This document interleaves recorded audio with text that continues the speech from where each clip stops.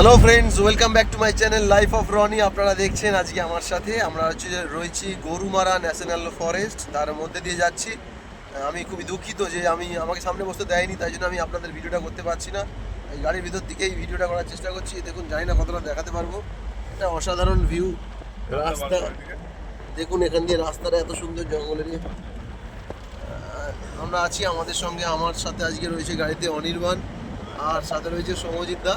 এদের height almost 6 foot ছুঁই ছুঁই, উপরে চালে মাথা ঠেকে যাচ্ছে, তো অসুবিধা হচ্ছে, বাট আমরা তার মধ্যেই চেষ্টা করবো আপনাদের দেখানোর।